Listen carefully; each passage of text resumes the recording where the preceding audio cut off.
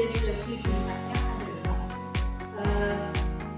mata kuliah ini merupakan mata kuliah lanjutan dari ekonomi moneter pertama yang mana membahas tentang teori moneter, kemudian inflasi dan juga keuangan kita, kemudian mekanisme kebijakan moneter, kerangka kebijakan moneter, dan serta potret kebijakan moneter dalam Indonesia, di mana bahan kajian atau materi pembelajaran yang saya ajarkan pada kuliah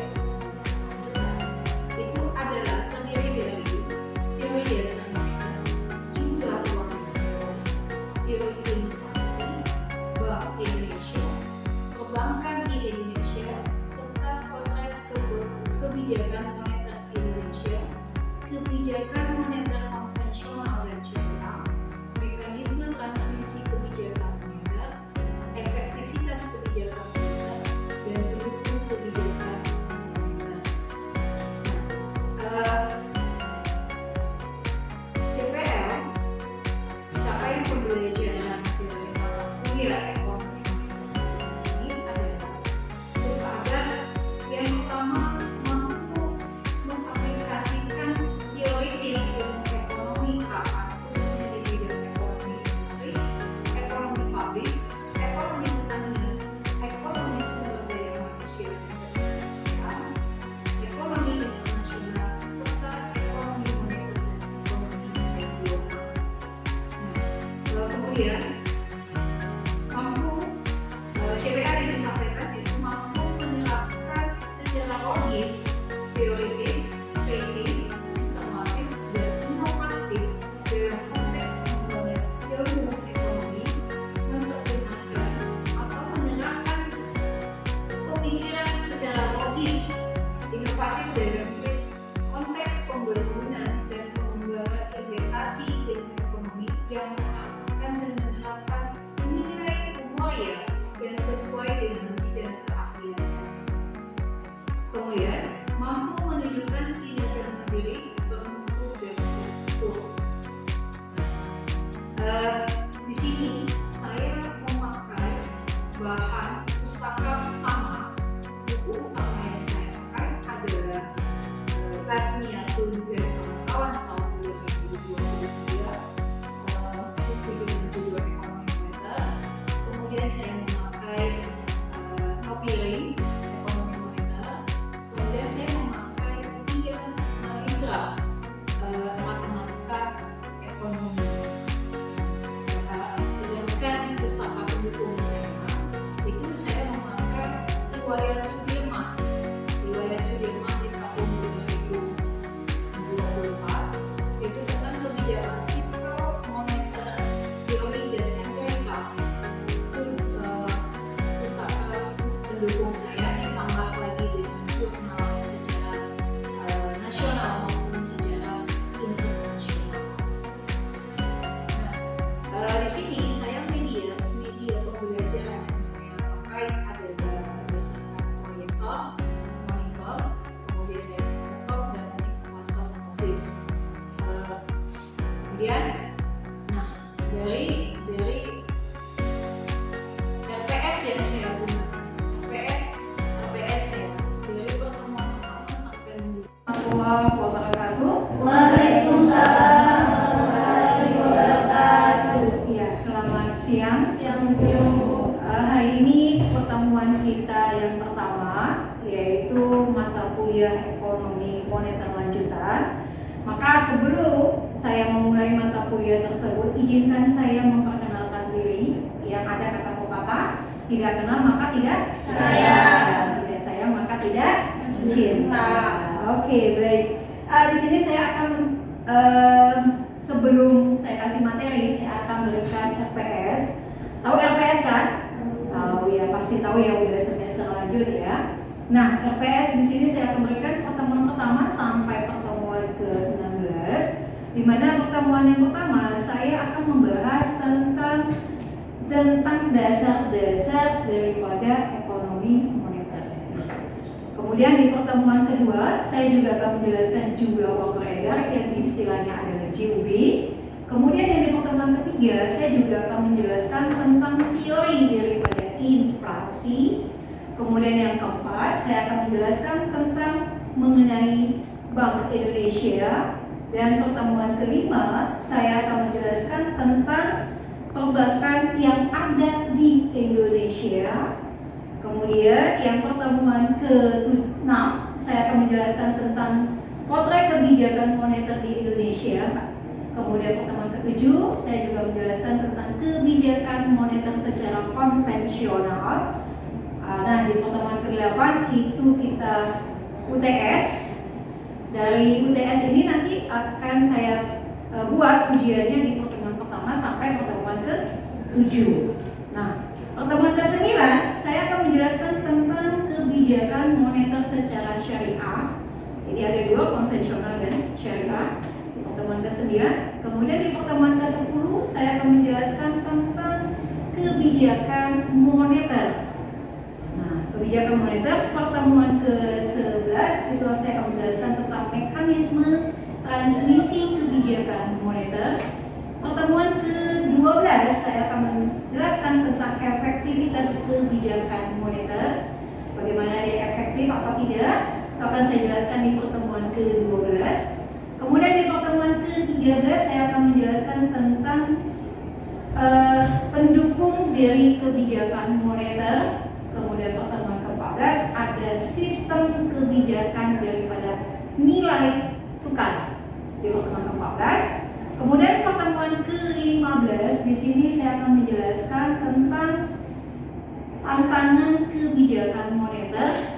Dan yang terakhir pertemuan ke-16 kita berhadapan dengan UAS. Oke, ini RPS yang akan saya jelaskan. Nah, baik. Karena RPS sudah saya jelaskan, maka di sini saya akan memberikan sebuah materi. Materi yang pertama tadi tentang apa tadi? Teori dasar dari ekonomi moneter. Oke. Apa kira-kira teori dasar ekonomi moneter?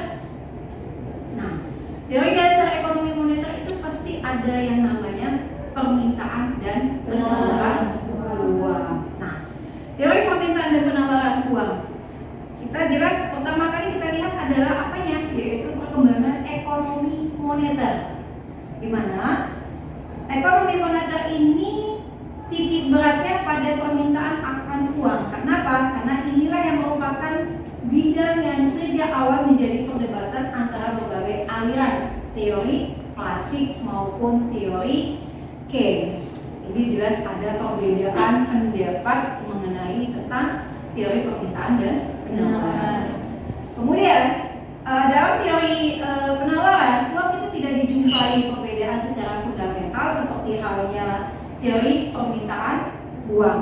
Jadi penawaran uang dan permintaan uang itu berbeda antara berbagai aliran teori klasik maupun teori Keynes. Ini jelas ada perbedaan pendapat mengenai tentang teori permintaan dan penawaran. Kemudian dalam teori penawaran, uang itu tidak dijumpai perbedaan secara fundamental seperti halnya teori permintaan uang. Jadi penawaran uang dan permintaan uang itu berbeda. Nanti saya jelaskan secara rinci. Oke, nah pada mulanya terutama memusatkan pembahasan pada nilai uang dalam jangka panjang atau long run dan faktor yang menentukan tingkat harga secara umum. Nah, persoalan ini kemudian muncul yang saling berdebat antara para sarjana, yaitu belum ada titik terang bagaimana permintaan dan penawaran uang. Apakah masih memakai teori Keynes ataupun teori klasik?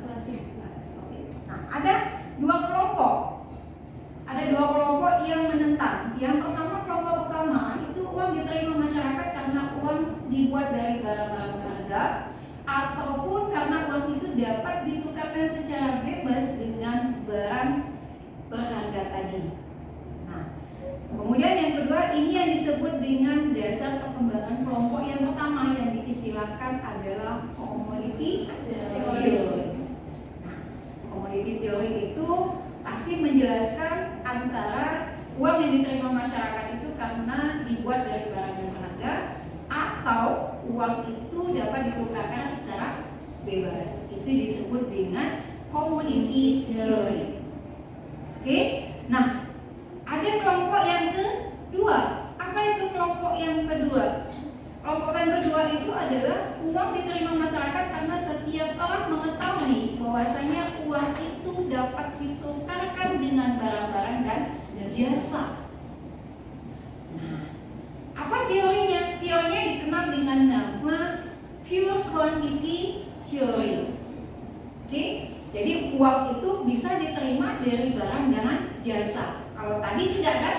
Tadi tidak. Jadi ada perbedaan kelompok satu dengan kelompok dua. Nah, sekarang kita masuk kepada teori kuantitas uang. Teori kuantitas uang itu ada 4 elemen atau quantity theory of money dari mazhab klasik.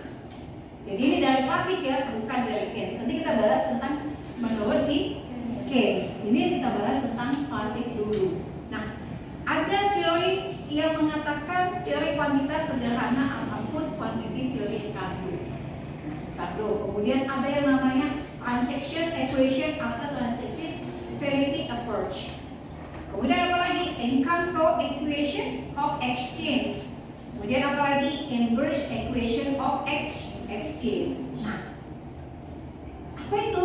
Kira-kira menurut kalian siapa yang tahu? Oke, siapa yang tahu teori dari kuantitas sederhana yang disampaikan oleh Ricardo, mazhabnya klasik? Siapa yang tahu? Yang tahu jawabannya apa isi dari teori kuantitas sederhana yang disampaikan oleh si Ricardo tadi? Oke, silakan. Ricardo telah memecahkan masalah nilai uang dengan memperhatikan hubungan yang lurus antara jumlah uang dengan harga barang, yang mana bunyinya bila jumlah uang naik 2 kali lipat, harga pun akan naik 2 kali lipat, demikian pula sebaliknya. Oke, siap. Ada yang paham?